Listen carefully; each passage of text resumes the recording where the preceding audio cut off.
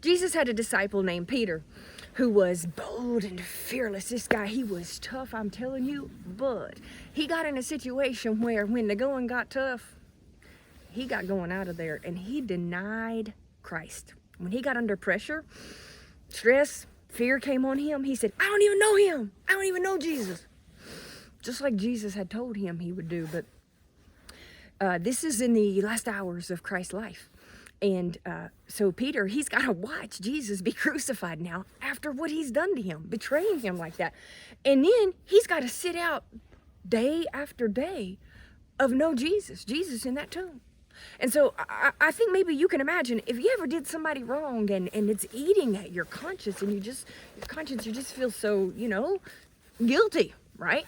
So when Jesus was resurrected and he met people there in the tomb, he told them, go tell my disciples and Peter. And so Peter got this message. He called me by name. He called me by name. And so I think that may have been encouraging to Peter. But when Jesus got a hold of Peter, in coming weeks before he ascended, he spent some time with these guys. And he had Peter with him, campfire side, roasting fish on the beach. They're chilling. And he says, hey, Peter, you love me? This is Peter's moment. This is it, man. He'll redeem himself. And he says, yes, Lord. Yes, I love you. Jesus asked him again, hey, Peter, you love me? Now, Peter had denied Jesus 3 times in that last night before Jesus was crucified. Jesus is asking him 3 times if he loves him. Peter says, Lord, you have to know. You gotta know. I love you.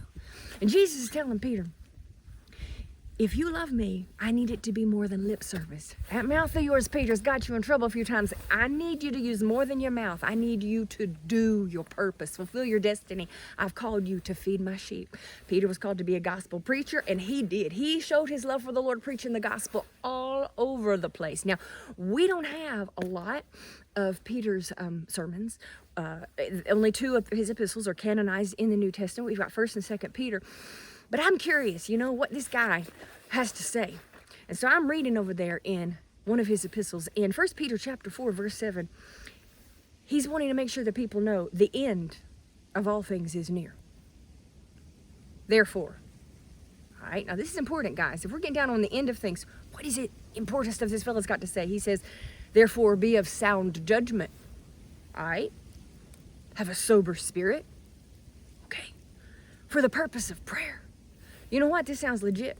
I believe that. If the end of all things is near, this is what we need. This is important stuff. But he's not done.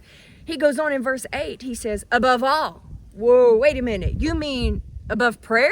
Above sound judgment and a sober spirit? What else do you want me to do, Peter? He says, above all, keep fervent love for one another. Because love covers a multitude of sin.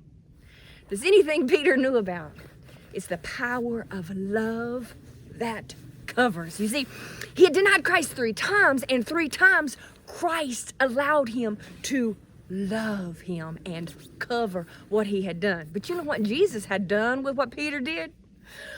Jesus had covered Peter's sins with his love for Peter, just like with you.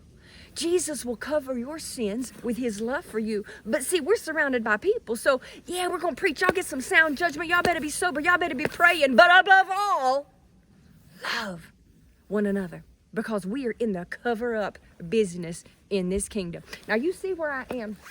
I'm out here in this wilderness right here. And I'm going to just tell you, this place is brown, dry, dead, and ugly. You see how ugly it is?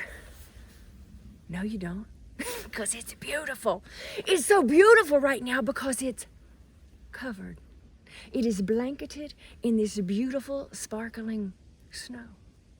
Love will cover what is brown and ugly and dead and stinking and someplace nobody ever want to be. But when you put some love on it, you make it lovely, right? Love, when it's flowing like a river, flowing out from you and me. It's spreading out into the wilderness, and it's setting all the captives free. Oh yes, love, let it flow like a river flowing out from you and me. Let love spread out into the wilderness, setting all the captive free. Let love flow. Let love cover. It's all right. We're going to be in the cover up business right here. We're going to make things look good because we covered it with love.